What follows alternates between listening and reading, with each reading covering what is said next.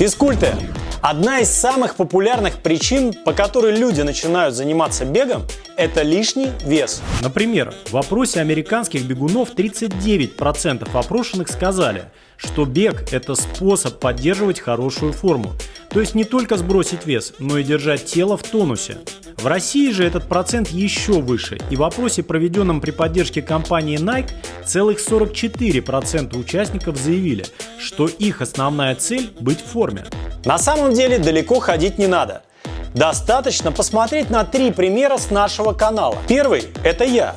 Моя основная цель – успешно проходить соревнования по триатлону. И для того, чтобы как можно быстрее донести мое тело от точки старта до точки финиша, нужно, чтобы вес тела был максимально эффективным, то есть низким, но при этом сохраняя достаточную мышечную массу для того, чтобы оставаться сильным и быстрым. Моя гонка протяженностью 226 километров. И казалось бы, чем легче, тем лучше. Но не так все просто. Неверно поставить задачу просто прийти к самому маленькому весу. Нужно найти баланс между вашим весом и производительностью, которую вы выдаете на гонке. Именно поиском этого баланса я занимаюсь при подготовке к каждой гонке. Максимальная производительность при минимальном весе. Второй пример. Таня – новичок в беге. Ее цель – бегать в удовольствие, на постоянной основе и при этом, как хочется любой девушке, иметь красивое, стройное и подтянутое тело. И третий пример – наш оператор Витя, прошедший уже свой первый марафон.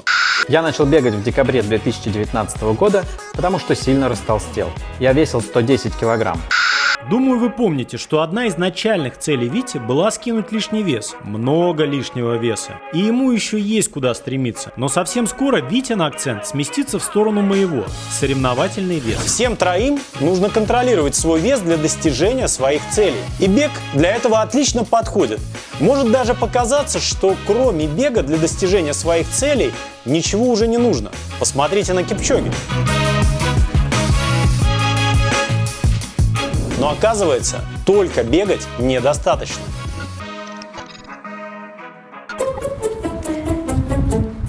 О, я сожгла 80 калорий. Это же целая конфета.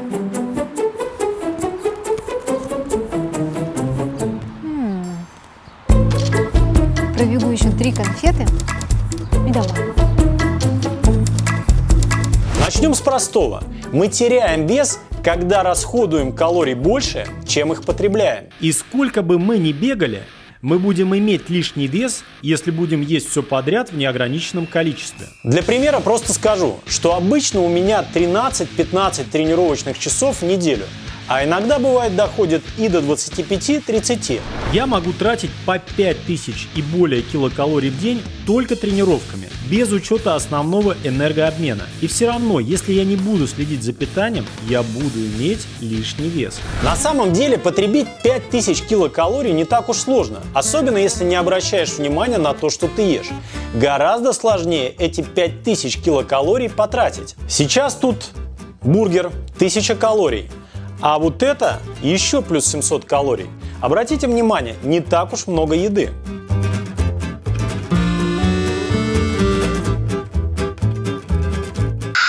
Основной энергообмен. Пробежка 40 минут. Так, съел 144 грамма риса. 70 грамм индейки. И 1 огурец. Я же забыл взвесить огурец. Кажется, все просто. Считай, сколько килокалорий ты потребляешь, и старайся сжигать чуть больше килокалорий. Но заниматься такими подсчетами достаточно скучно, и это может быстро надоесть. Лучше всего сформировать правильные пищевые привычки и поставить их на службу вашему здоровому телу. Есть несколько советов, как сделать ваше питание менее калорийным. Проще говоря, чтобы быть сытым и не думать о том, сколько ты уже съел. Ешьте настоящую еду. Это самый важный совет. Что это за еда? Если коротко, то не та, что лежит на полках в магазинах, приготовленная и упакованная заранее. Полуфабрикаты, печенье, колбасы, пирожные, соусы и прочее. Я не призываю вас, конечно, самим доить корову. держать куриц на балконе или взбивать масло. Все в пределах разумного. Но чем больше вы готовите сами, тем лучше вы знаете, из чего состоит ваша еда. Не добавляйте сахар. Чай, кофе и все остальное, куда вы привыкли добавлять сахар, на самом деле очень хороши и без него.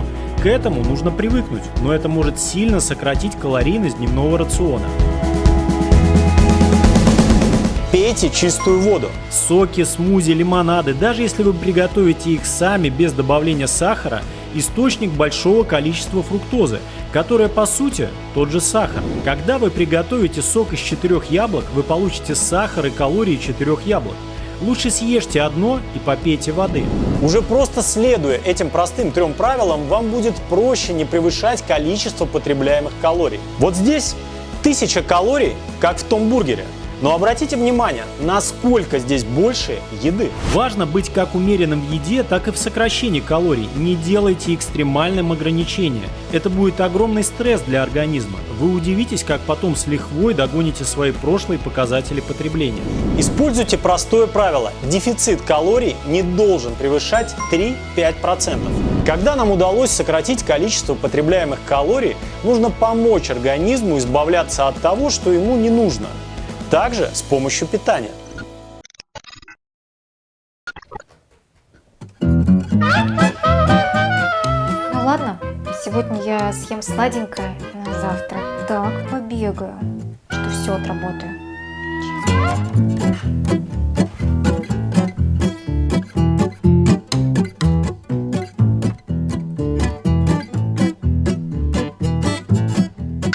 Сейчас будет немножко посложнее. Есть такой процесс в нашем организме – метаболизм или обмен веществ. Одна из его функций – получение энергии. И это получение энергии подстраивается под наш образ жизни.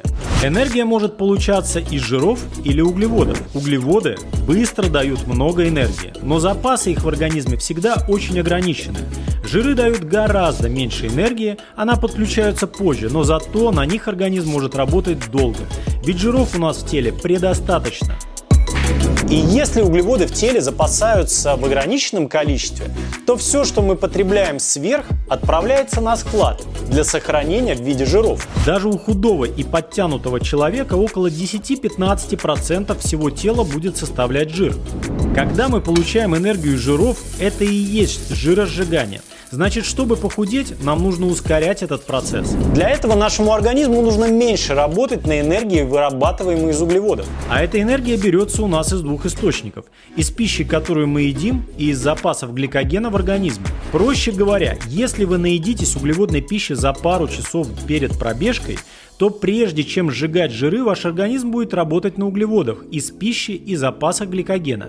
В итоге вы, скорее всего, вернетесь домой, почти не истратив жировых запасов. Да, конечно, жиры подключаются в наш энергообмен совместно с углеводами, и не только когда мы бежим, но в том числе и днем, и ночью. Но если говорить о максимальной эффективности, то наша задача на тренировках – включать жиров как можно больше в этот энергообмен. К примеру, можно питаться и тренироваться так, для оптимального жиросжигания. И начнем мы с вами с вечера. Легкий ужин, совсем без углеводов, чтобы к утру в организме уровень гликогена оставался низким. Утром пробежка до или после небольшого завтрака.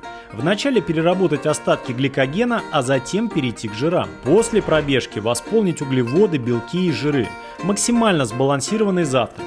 Углеводы нам необходимы, например, для работы иммунитета, так что их тоже нужно употреблять.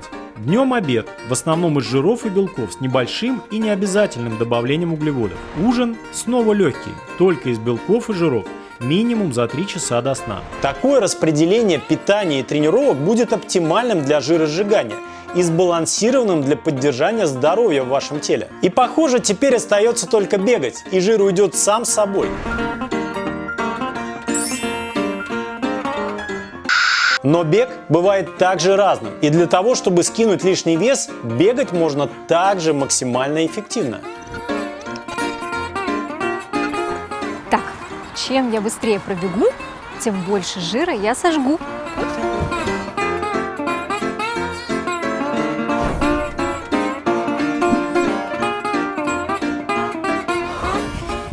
Ох, пробежала немного, зато как эффективно.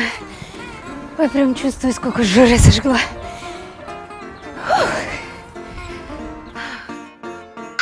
Тренировки могут также отличаться по тому, какая энергия выделяется для поддержания этой активности – из жиров или углеводов. Это зависит от интенсивности. Больше жировой энергии задействуется, когда мы делаем медленные пробежки, низкоинтенсивные, когда в нашем теле много кислорода.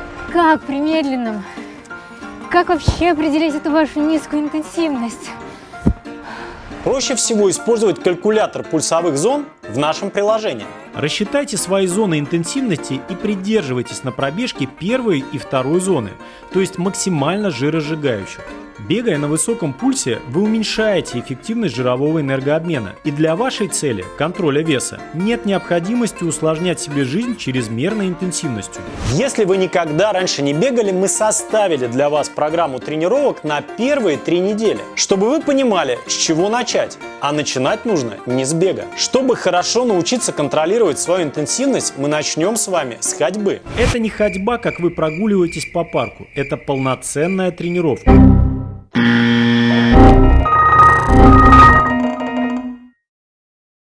Нужно держать тело прямым, работать руками, как при беге, и подобрать необходимую скорость, чтобы двигаться в первой и второй пульсовых зонах. Первую неделю сделайте 3 таких тренировки. Первая тренировка 10 минут интенсивной ходьбы, вторая 15, а третья 20. На второй неделе начните с 15 минут, затем 20 минутами на следующей тренировке и 25 на третьей. А вот с 3-й недели мы уже будем подключать бег. Первая тренировка – 1 минута интенсивной ходьбы, чередуя с 30 секундами медленного бега. Таких 14 повторений, то есть в сумме 21 минута. Вторая тренировка – 1 минута ходьбы, 1 минута бег, 12 повторений. А третья – 1 минута ходьбы и 3 минуты легкого бега, 7 повторений, 28 минут. И я очень рекомендую использовать суставную гимнастику недолго, 5-7 минут перед тренировкой, чтобы подготовить ваши суставы и связки. Вы можете скачать полный план тренировок на 3 недели и рекомендации по питанию. Для этого перейдите по ссылке в описании и зарегистрируйтесь в личном кабинете наших друзей Runzone. Они продолжают развивать свой магазин, прислушиваясь к вашим советам, и уже добавили обзор кроссовок 360 градусов. Если вам нужно что-то из беговой экипировки, в магазине Runzone для наших подписчиков есть промокод на 15%, он также указан в описании. По окончанию 3 недель вы можете продолжать наращивать продолжительность отрезков бега, сокращая отрезки ходьбы. Также тренируясь 3 раза в неделю. На 5-6 неделе тренировок вы уже сможете убрать полностью ходьбу и делать непрерывный бег в течение 25-30 минут. Но если вам захочется продолжить ваши тренировки совместно с нами, приглашаем вас на программу «Бег с нуля», где вы с первых шагов сможете подробно разобраться в практике и теории.